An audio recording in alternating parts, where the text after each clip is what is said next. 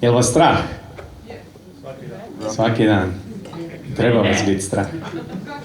Treba biti strah. Evo sad ću vam objasniti zašto vas treba biti strah. Pazi ovako, dakle imamo svinjsku gripu. Imali smo ptičju gripu. Imali smo kravlje ludilo. Evo sad se pojavila i kozja groznica. Ozbiljno, u Nizozemskoj. To je da, toga najviše strah. Bila je mišja groznica. Od toga mi je baba umrla. Evo, ozbiljno. Dakle, imamo sve te stvari, a šta Hrvati pjevaju? Ja se konja bojim. Ja. A ne, smio sam se i ja. Ozbiljno, kako si glupi ljudi, glup narod, znaš ja sam smio, šta će ti biti od konja?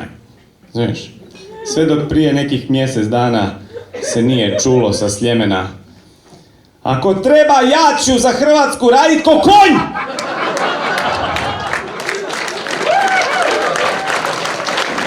Treba vas biti strah.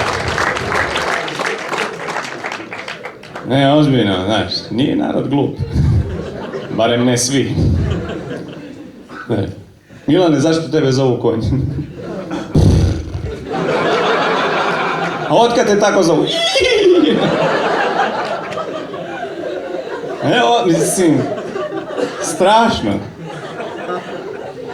Strašno. Znaš mislim, ljudi, zamislite Hrvatsku u kojoj je Milan Bandić predsjednik. Samo zamislite. Ma možeš ti ovako vikat, ali izađi pa glasaj. Ali zamislite njegov predsjednički govor prvi.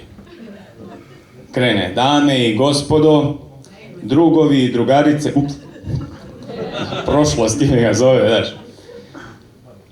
Kume i kumovi.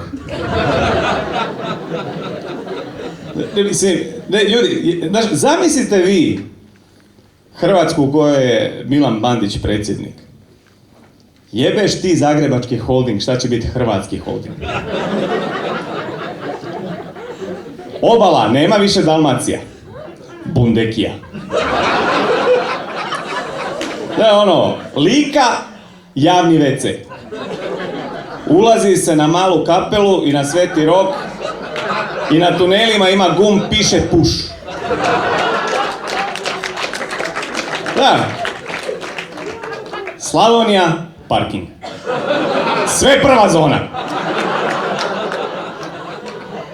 Ne, ja vam kažem, zamislite. I još ljudi kažu, znaš, naš Miki, sirovina.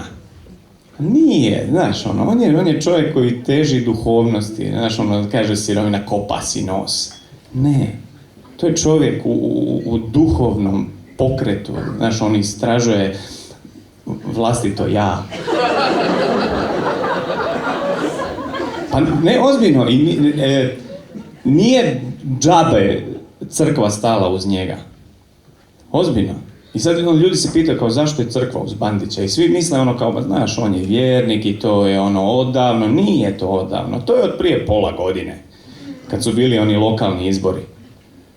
Znaš, izašli biskupi malo se prošetati, onako, proljeće je lijepo i gledaju te džambo plakati i onda vide njegov iz Kozari Boka.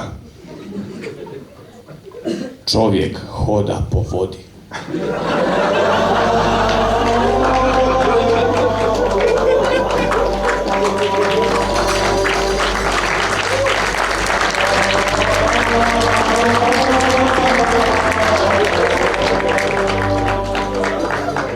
Jesus Christ.